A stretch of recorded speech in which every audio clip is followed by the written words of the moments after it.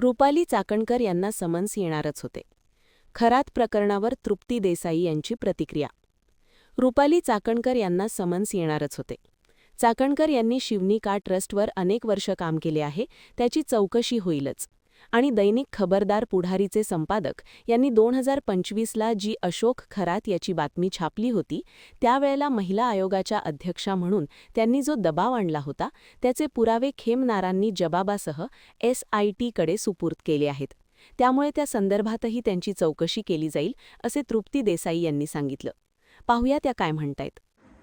रुपाली चाकणकर यांना SITचं समन्स येणारच होतं, कारण अशोक खरातच्या शिवनिका ट्रस्टवर त्या अनेक वर्ष ट्रस्टी म्हणून काम करत आहेत.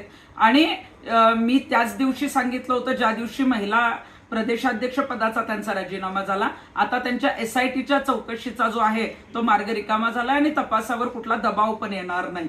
ज्या पद्धतीनं मागील वर्षी 2025ला दैनिक खबरदारचे संपादक जे आहेत त्यांच्यावर सुद्धा महिला आयोगाच्या अध्यक्षा म्हणून बातमी जी आहे जी छापली होती, त्यासाठी दबाव आणणं, त्यांच्यावर सुमोटो ॲक्शन घ्यावी म्हणून पोलिसांना पत्र देणं, या संदर्भातले सगळे पुरावे जे आहेत ते खेमनारी यांनी त्यांचा जबाब आणि पुरावे चाकणकरांच्या विरोधात SITकडे दिलेले आहेत. त्यामुळं चाकणकरांनी कशा पद्धतीनं दबाव आणला याची चौकशी जी आहे ती होणार आहे. आणि शिवनिका ट्रस्टवर ट्रस्टी म्हणून त्यांनी काय काम केलं आणि त्यांचे आणि खरातचे कशा पद्धतीनं संबंध होते, किंवा या त्याच्या काही कृत्यामध्ये काही सहभागी आहेत का, किंवा इतर चौकशी जी आहे ती चाकणकरांची होईल.